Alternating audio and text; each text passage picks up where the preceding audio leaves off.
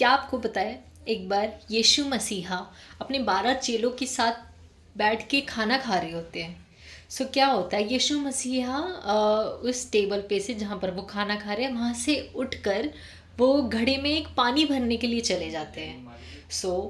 यीशु मसीहा उस घड़े में पानी भर के फिर दोबारा से अपने चेलों के पास आते हैं। तो क्या करते हैं, वो पानी लेके घड़े में से अपने एक चेले के पास जाते हैं जिसका नाम साइमन पीटर होता है, समौन जिसे पतरस भी कहा जाता है हिंदी में।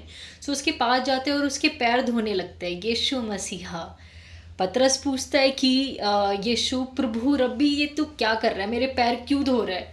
तो यीशु कहते हैं, अगर मैं ऐसा नहीं करता तो तू मेरे स्थान पे मेरे साथ तू बैठ नहीं पाएगा। तो पतरस कहता है कि यीशु तू मेरे पैर की, फिर मेरे हाथ भी दो, मेरे सर भी दो। तो यीशु बोलते हैं, तू पहले से ही शुद्ध है, तो तुझे और शुद्ध होने की ज़रूरत ही नहीं है।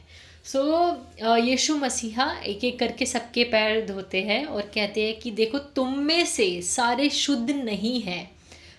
उसमें से एक चेला था उनका जिसने यीशु को धोखा दिया होता है, इसलिए उसको पॉइंट आउट करके बोलते सारे शुद्ध नहीं है, बट तुम मेरे अपने हो।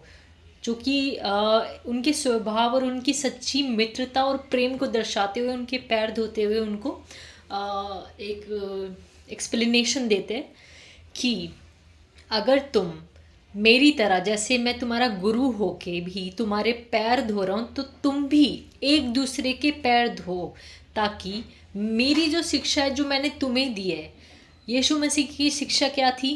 प्रेम, धैर्य रखना, संयम रखना, आनंद से रहना, नम्रता से रहना, लोगों पर दया करनी और सेल्फ कंट्रोल रखना।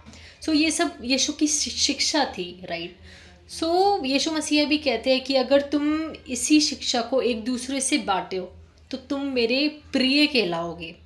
वो जो अशुद्ध लोग हैं वो उनको सेपरेट करते हैं, जिसके वजह से वो एक के पैर नहीं धोते, क्योंकि उसके हृदय में वो प्रेम नहीं था यीशु के प्रति जो कि होना चाहिए था चेले के नाते।